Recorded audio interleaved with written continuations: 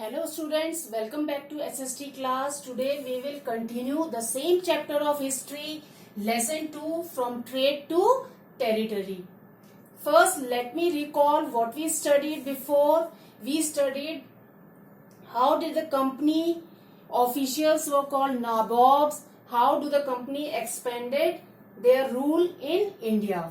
Now the company officials who worked in India, how did they collected a lot of money, and by this collecting this money Robert Clive amassed a lot of fortune in India, and for it against him case was also filed, but he was acquitted from that case, but he at last committed suicide. It doesn't mean that all other officials were also corrupt. There were few officers, they were honest also. So many officers, they also earned or collected a lot of money, and when they returned back to Britain, there they flaunted all these money which they have earned or collected from India, and they flaunted it and lived a luxurious life there. So the people call them nabobs. The meaning of nabobs is taken from the word nawab. When they pronounce the word nawab in Englishized way, it sounds like nabobs. Now how the company rule expanded.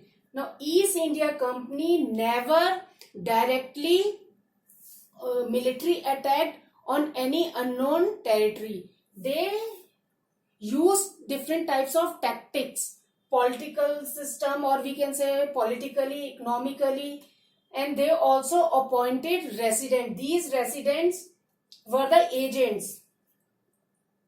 Clear? These residents were the agents who worked for East India Company, and they helped East India Company by using tactics in the internal matters of the states. Now through these internal tactics or methods, they used to make such policies, we can say, alliances, we can say, like subsidiary alliance. In this alliance it was made that no Indian ruler or territory can have their independent army. If they need it for protection, the East India Company will provide them, and for it they have to pay. And if they are unable to pay for these subsidiary forces, then their part of the territory will be taken as a penalty.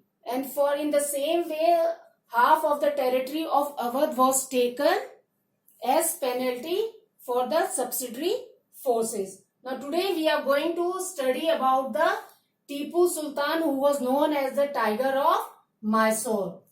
Under the leadership of Hyder Ali and his son Tipu Sultan, Mysore became powerful. Clear? Under the leadership of Hyder Ali and his son Tipu Sultan, Mysore became powerful and famous. Mysore controlled the profitable trade of the Malabar coast. जो Mysore था, it controlled the trade of the Malabar coast, where the company purchased pepper and cardamom. From where the company purchased pepper and cardamom. Pepper means kali mirch, cardamom, elaichi. So these things were purchased by East India Company. Clear? And it was controlled by Mysore. In 1785, Tipu Sultan stopped the export of sandalwood, pepper and cardamom, and this allowed local merchants from trading with the company. In 1785, Tipu Sultan, what did he? He stopped the export of sandalwood. जो यहाँ से export होता था, यहाँ से और जगह जाता था, उसको उन्होंने एक्सपोर्ट को स्टॉप कर दिया. किसका? सैंडलवुड, चंदन, पेपर, काली मिर्च एंड कार्डमम, इलायची.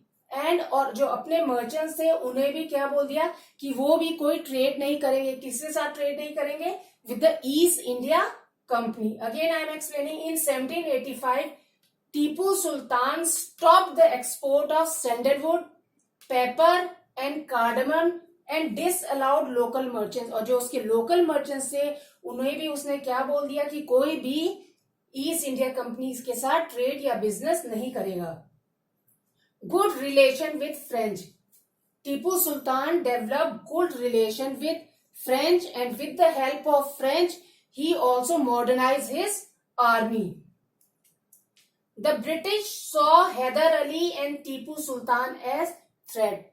After that, the Britishers felt that the Hyder Ali and Tipu Sultan उनके लिए खतरा है क्योंकि their power was increasing day by day. So 4 wars were fought between Mysore and East India Company, and in the last 4th Mysore War, Tipu Sultan was killed while protecting or we can say defending his capital Seringapatnam.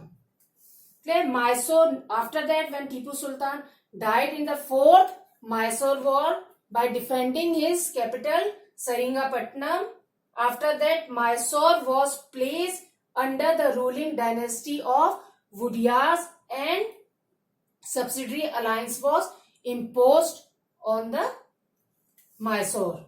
Now again I am telling what was subsidiary alliance. In subsidiary alliance, no state or territory can have their independent armed forces. If they need it, East India Company will provide it, and for that they have to pay. If they are unable to pay, then their part of the territory will be taken.